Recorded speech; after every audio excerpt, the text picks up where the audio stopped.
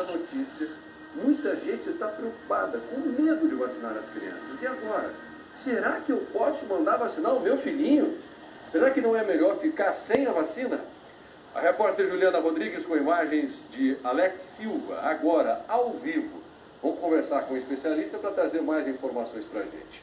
Porque, Juliana, que assunto sério e quantos pais nesse momento preocupados com a notícia, hein? Exatamente, Passaia. Está rolando um desespero aí entre os pais porque realmente o caso chama a atenção. Ele aconteceu na cidade de São Paulo, lá em Osasco. Esse menino de 3 anos de idade tomou a vacina no dia 12 de janeiro. 2 dias depois começou a ter diversas reações aí, como febre alta. E ele passou por vários exames, Passaia. Foi diagnosticada uma infecção na garganta e um comprometimento no pulmão. O laudo do IML, Passaia, apontou que ele morreu por causa de uma reação adversa à vacina contra a febre amarela e a Secretaria Estadual de Saúde não confirma o caso. Mas a gente vê aí que os pais ficaram realmente num desespero. Por isso, Passaia, nós falamos agora ao vivo com a infectologista, a doutora Viviane Dias. Doutora, essas reações que esse menino teve, como febre alta, ânsia de vômito, essas reações são comuns depois que a pessoa toma a vacina da febre amarela? Boa tarde. Boa tarde. As reações adversas à vacina, o mais comum, na verdade, é a dor local, apenas.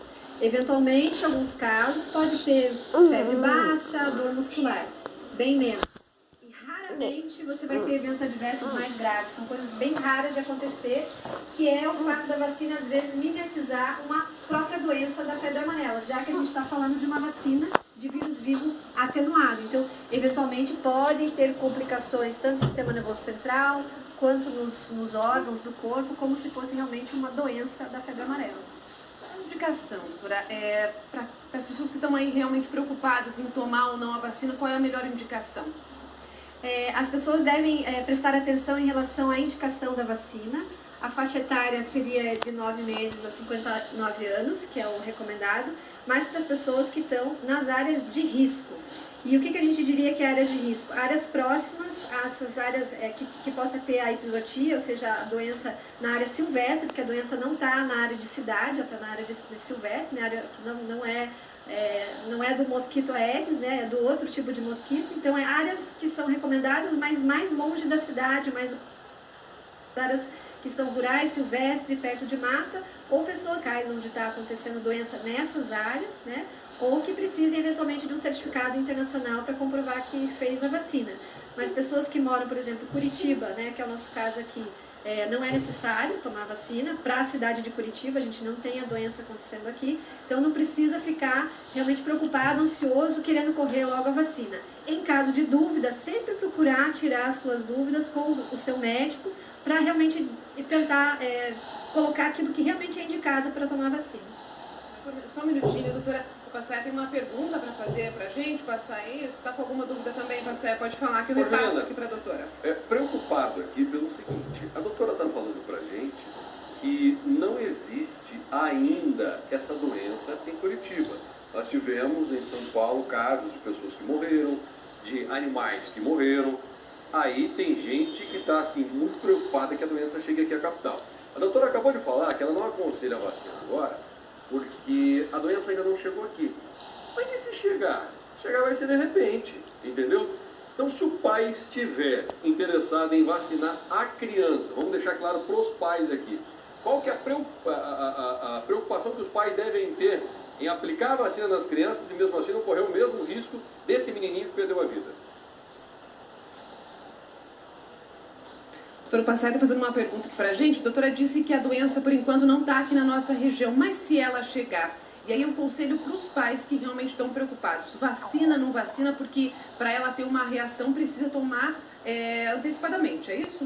Então, assim, para que a vacina seja eficaz, ela precisa ser tomada 10 dias antes de você estar indo para aquele local onde tem realmente a doença circulando na área silvestre. A doença não está.